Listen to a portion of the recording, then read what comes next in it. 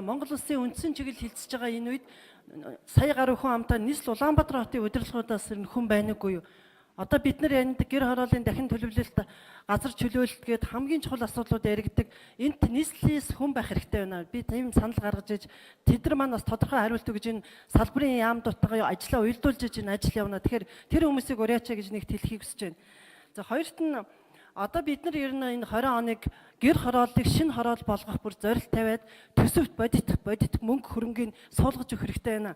Одоо эндээс харж байхад гэр хорооллыг дахин төлөвлөжүүлэхэд инженерийн шугам сүлжээнд гэхэд нэг ч төгрөг тусгагдсан харагдахгүй байгаад байдаг. Ипотекийн зээлэнд 500 тэрбум төгрөгийг өгн санд болгож оруулж ирсэн гэж бид нарт хэлжсэн 60 тэрбум л орсон байх жишээтэй байгаад л да. Бид нар энэ агаар хөрсний бохирдлоог салгая, гэр хорооллыг дахин төлөвлөе. Одоо ингээд бүгд найрамдах Солонгос улсын 500 сая төгрөг Америк долларыг ч юм уу ер нь орж ирж байгаа бүхэл хөрөнгө оруулалт мөнгийг энэ гэр хорооллыг барилгажуулж, гэр хорооллыг л байшин хороолол болгох, хашаанд нь хаус барьж амьдрах, инженерийн шугам сүлжээг нь бий болгож өгөхөд зарцуулъя гэд бүгд ярьж ирсэн. Одоо энэ үндсэн чиглэлээс харахад энэ бодлого хаана явж байгаа юм бэ? Энд ер нь тодорхой зүйл харагдахгүй юм л да. Энэ дээр нэг тодорхой хариулт би аммаар байна. Дээрээс нь яг яаж сууж өгөх юм гээд. Одоо Монгол улс бол парламентын засаглалтаа орон эдийн засгийн байнгын хорооноос нь энэ ипотекийн зээлэн дээр тодорхой арга хэмжээ авна гэд бүр тогтоол гаргачаад Монгол банкн дээр 6 тэрбум төгрөг жил бол ингээ гаргана гэж заагаад өгчөөд байгаа тахад сангийн яам Монгол банк нь энийг хэрэгжүүлэхгүй олон улсын валютын сангаас айгаад ингээд суужиж бас болохгүй шүү дээ. Монгол улс чинь одоо бүхэл бүтэн бие даасан тусгаар улс юм байгаа шүү дээ. Тэгэхээр энэ ипотекийн зээлэн дээр ч гэсэн үндсэн чиглэл дээр яг тодорхой бодит мөнгөний нэмж тусгаж өгөх хэрэгтэй байна. Одоо энд Монгол банкны удирдлага сангийн яам сууж байна, барилга хот байгуулалтын яам байна, эрчим хүчний яам байна. Энд чинь ингээд цогцоор шийдэгдэх асуудлууд байна шүү дээ.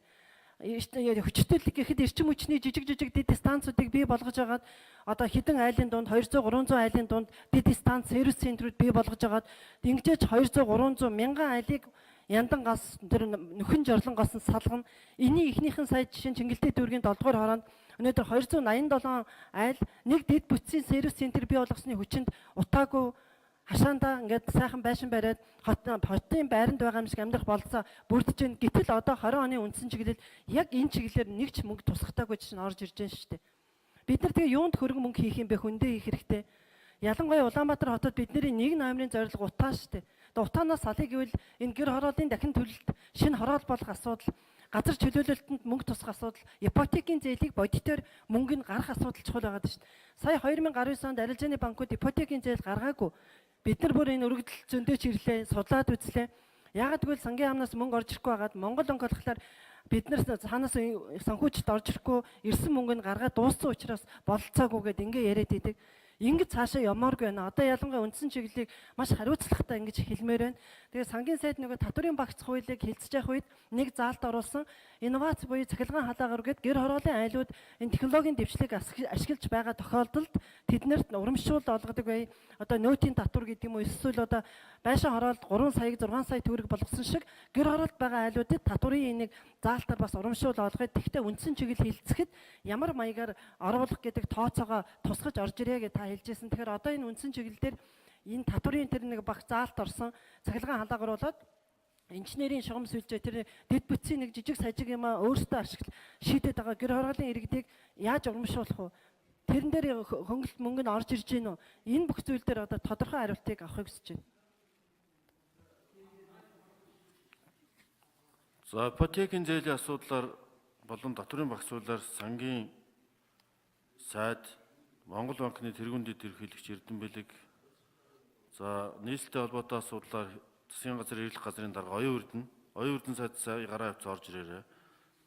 За энэ асуултууд хариулна. За эхлээд сангийн сайд Хүрлбаатар. За оюун чимэг гишүүний асуултанд хариулъя. За 2018 онд бол ипотекийн орон сууцны санхүүжилтөнд зориулж 120 тэрбум төгрөгийг яг улсын төсөв суусан тэр хэмжээгээр нь бүрэн санхүүжилсэн. Илүү ч мөнгө өгөөгүй, дутуу ч мөнгө өгөөгүй. Тэгээд төсөв суусан мөнгөний бол бүрэн хэмжээгээр болгосон. За 2019 онд бол энэ мөн ялгаагүй төсөв суусан мөнгө одоо хуваараараа олгогдоод явж байгаа гэдгийг би хэлмээр байна. За барилга хот байгуулалтын яам Монгол банк хамтраад ямар өөрчлөлт оруулж ирсэн бэ гэхээр энэ улсын төсвөөс олгодог мөнгө бол тодорхой 4% хүүтэй байсныг хүүгийг буулгаад 1% болгосон. Тэгээд төрөөс өгч байгаа мөнгө 1% хүүтэй болоо буучаар арилжааны банкуд цаанаас мөнгө гарга нөгөө зах зээлийнхаа нөхцлөөр мөнгөө гаргаад энэ хоёрыг нь холих замаар 8%-тай болгож гаргаж байгаа учраас нэмэлт 500 тэрбум төгрөгийн их усэр одоо бий болж байгаа. Инхээр Монгол улсад энэ ипотекийн зах зээл бол санхүүжилт бол 3 их усрээс явж байгаа. Нэгдүгээрт нь улсын төсвөөс тавь тусгагдсан мөнгө, хоёрдугаарт нь Монгол банкны урд нь мөнгө хэвлээд гаргачихсан байсан мөнгөний одоо эргэн төлөлт. Тэгээд дээр нь арилжааны банкуд өөрсдөө мөнгөө гаргаа явж байгаа гэсэн. Ийм 3 их усрээр санхүүжигдээд явж байгаа гэдгийг би онцлж хэлмээр байна. За ямар нэгэн тийм их олон улсын банк санхүүгийн байгууллага, валютын сангаас одоо айгаад байгаа юм байхгүй. Яг энэ дээр хэрэгжүүлэх зүйлээ хэрэгжүүлээл явж байгаа. Гэхдээ нэг зүйл байгаа. Нөгөө хүнжлийнхөө хэрээр хөлөөж ийх гэдэг юм л зарчим байна. 16-17% хүүтэй зээл авчаад эргүүлээд 8%-тай гаргахаар зөрөө мөнгөөрөө мөнгө алдаж байгаа. Хөв хүмүүсүүд өөрийнхөө амьдрал дээр бол тийм шийдвэрүүд гаргахгүй шүү дээ. Тэгэхээр энэ дээр хийгдэж байгаа зүйлүүд бол яг хүнжлийнхөө хэрээр хөлөөж ийх гэсэн энэ зарчмын дагуу бол явж байгаа гэдгийг хэлье. За татврын шин хууль багц хууль батлагдсан. За харамсалтай нь хориг тавигдсан явж байгаа. Энэ дээр бол одоо нэг орон сууцны барилга худалдаа авахд бол 3 сая төгрөгийг одоо төлсөн татвараас нь сууддаг байсан болвол юуныг 6 болгож өсгсөн. Үүнээс гадна арилжааны банкуд өөрийнхөө их усрээс ипотекийн зээл олгол нэг 8% хүртэлх зөрөө. Одоо жишээлбэл 14%-аар олголоо гэж бодоход 8 гэж хасаад 6%-ийг нь урд өмнө төлсөн татвараасаа буцааж авах юм хууль эрхцэн орчныг бол бүрдүүлээд өгцөн байж байгаа гэдгийг би хэлмээр байна. За мөн сая бас энэ дээр ингээ арга хэмжээнүүд дээр мөнгө тавиагүй байна гэдэг энэ бол төсөв биш, энэ бол үндсэн чиглэл. Үндсэн чиглэл батлагдсны дараагаар 10 сарын 1-ээс өмнө засгийн газар багтаж төсвийн 2020 оны төсвийг бол өргөн мэдүүлнэ. Тэн дээр энэ үндсэн чиглэл дээр туссан арга хэмжээнүүдийг одоо санхүүжүүлэх ийм учиртай гэдгийг би хэлье. Оюун чимэг хангалттай асуул. За тодруулга асуулт. Оюун чимэг шүү. 80 сариулъя гэж оюун чимэг шинэ. За төр байсан наадах. 80 дугаар ажлын хэсгийн 80 дугаар микрофоныг өгчээ. Тэгээд дутуу гэвэл эргээд оюун чимэг шүү асууя. За 89. За оюун чимэг гишүүний асуултанд хариулъя. 2018 онд ипотекийн 8% хөтөлбөрийн хүрээнд улсын төсөвт суусан 120 тэрбум төгрөгт Монгол банкны ипотекийн зээлийн багцын үндсэн төлөлтөөс орж ирсэн 190 тэрбум төгрөг ингээд нийт 310 тэрбум төгрөгийг 2018 онд 4700 иргэнд олгосон байгаа. За улсын хурлын эдийн засгийн мянган орны 35 дугаар тогтоол гарсантай холбогдуулаад арилжааны их үүсвэрийг нэмэгдүүлэх чиглэлээр Монгол банк сангийн барилгад байгуулалтын яамс хамтарч тодорхой ажлууд хийсний үр дүнд одоо энэ оны эхний 5 сарын байдлаар нийт 170 тэрбум төгрөгийг 2500 гаруй иргэнд олгохоор бид нэр төлөвлөд ажиллаж байна. За үүнээс дотор нь задлаад үзвэл арилжааны банкны 45 тэрбум төгрөгийн их үүсвэр, за улсын төсөвт суусан 45 тэрбум төгрөгийн их үүсвэр, Монгол банкнаас олгосон 80 тэрбум төгрөг ингээд нийт 170 тэрбум төгрөгийг эхний 5 сарын байдлаар олгохоор байна. Энэ нь өнгөрсөн онтой харьцуулах юм бол зээлгчийн тоо 2 дахин өссөн юм үзүүлэлттэй байна. За 2019 оны хувьд бол улсын төсөвт суусан их үүсвэр болох 115 тэрбум, арилжааны банкуудын өөрийн их үүсвэр болох 115 тэрбум төгрөг. За Монгол банкны эргэн төлөлтөөс орж ирж буй их үүсвэр 200-аас нэг 230 тэрбум төгрөг гэдэг ингээд нийт 2019 оны хувьд бол бид нэр 450 орчим тэрбум төгрөгийг ипотекийн зээлд санхүүжүүлэхээр гаргахаар төлөвлөд ажиллаж байна. За энэ өнгөрсөн онтой харьцуулах юм бол санхүүжилтийн хэмжээ ер нь 50 гаруй хувиар өснө гэсэн тийм үлээлттэй байна. За оюун чимэг гишүүн тодруулга.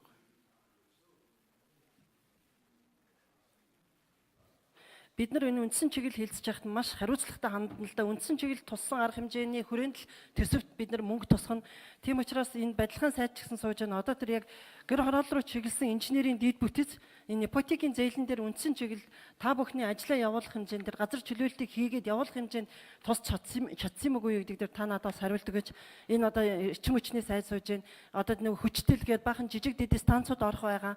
Тэгэхээр бид нар үндсэн чиглэлдээ энэ бүхийг бас суулгасан цагт л явна л да. Тэгээд Монгол банк бол энэ 2019 онд бол ипотекийн зээлийг нэмэгдүүлэхээр болцоонд бүрдэж байгаа буюу эдийн засгийн байнгын орны тогтоолыг хэрэгжүүлэхэд Монгол банкн дээр нэг жилдээ нэг 6 тэрбум төгрөгийн ачаал ирнэ гэж яриад энэ дээр бол олон улсын валютын сан дургуцаад байгаа тухай эдийн засгийн байнгын орон дээр яригдаад байсан шүү дээ.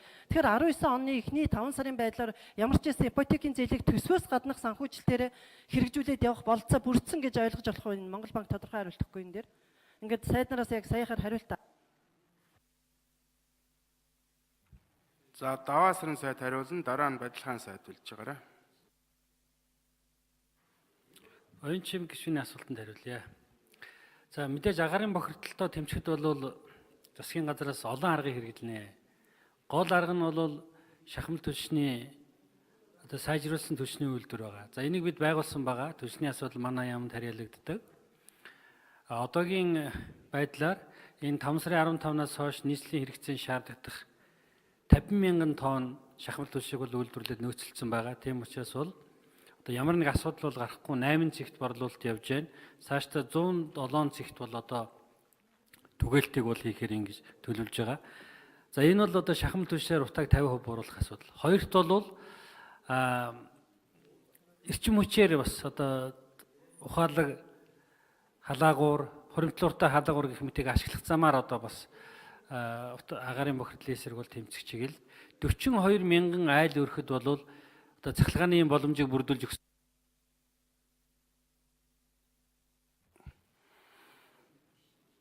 За 4 минутаар өгч. Нийлийн урт ярих гэж байна уу? Даваасрын сайдыг микрофоны нээчих та. Тасалчлаа. За сайд дээр. Тэгэд нийтдээ 42 мянган айл өрхөд бол 4 кВт-ийн халаагуур залах боломж бүрдсэн байгаа. Энэ үндсэндээ бол ажил дууссан. Зүгээр Чингэлтэй дүүргийн хувьд хүчит шонхор захын ойролцоо барьж байгаа одоо дид станц дээр шарил нүүлгэн шилжүүлэхтэй холбогдлолтойгоор бол саатсан юм байгаа. Гэхдээ одоо бол энэ сарда багтаад бол дуусчихна. За ингэснээр бол Улаанбаатарын хэмжээнд бол 42 мянган айл өрхөд хотын төвийн А бүсийн орны айлууд бол одоо ийм 4 кВт-ийн халаагуур залах бол боломж бол бүрднэ. За ингэснээр бол эдгээр айлууд бол одоо ухаалаг, хоримтлууртай гэх мэтийн эдийн засгийн хувьд ашигтай тийм халаагууруудыг ашиглах боломж бүрдэж байгаа. Энэ бол бас нэг арга хэлбэр нь. Зүгээр ер нь бол яг захын хорооллууд дээр бол бас л одоо айлууд эрдэнэр шинээр ирж сууршиж байна. За энд одоо цахилгааны асуудал бас үүсэж байгаа. Гэтэл энэ жилийн төсвүүдээр бол одоо валютын сангийн хөтөлбөртэй холбогдуулаад энэ 0.4 кВт-ийн одоо энэ шугамуд дээр бол бид нэр тодорхой хөрөнгө бол тусгаагүй. Тийм учраас бол энэ жилийн хувьд бол одоо шинээр нүүрж ирсэн айлуудын хувьд бол тогны асуудлыг шийдэх тодорхой хүндрэлүүд бий. Ирэх жилийн төсвүүдээр бол бид саналаа хөргүүлж байгаа. Одоо энэ хотын зах хороол буусан байгаа. Гэрэл цахилгаан татах шаардлагатай айлуудын хөрөнгийг бол одоо эх оны төсөвд бол суулгаж хөргүүлэхээр ингэ төлөвлөж байна. Байдлын сайд нэмж хариулт хийн. Баярлалаа. Оюун чим гишүүн бол яг амьдралын асуудал ярьж байна л да.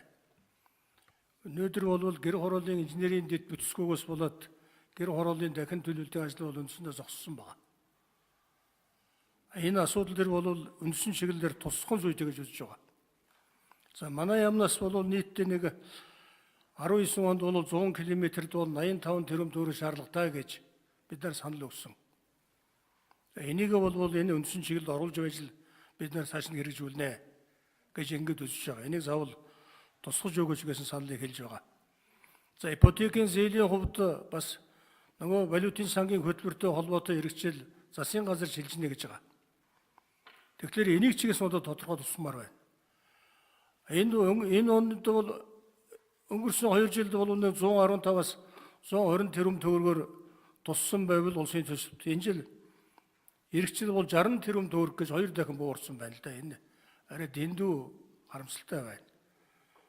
Энэ арай ингэж болохгүй л дээ. Тийм учраас энэ эх жил яг Монгол банкны эргэн төлөлтөөр хэдийг төлөхий? Улсын төсвийн одоо хэмжээг доор хаяадны 200 тэрбум төгрөгт хүргэмээр байна. За энэ мэдийн тодорхой асуудлыг бол энэ үндсэн чиглэлд тусгаад тэгээд үндсэн чиглэлийг үндэслээ төсөв хийгдэн штэ. Тийм учраас энэ 2 3 асуудлыг бол үндсэн чиглэлд тусган зүйтэйгээс саналтай байна. Баярлалаа. За бэлэгт гишүүн асуултаа асууя.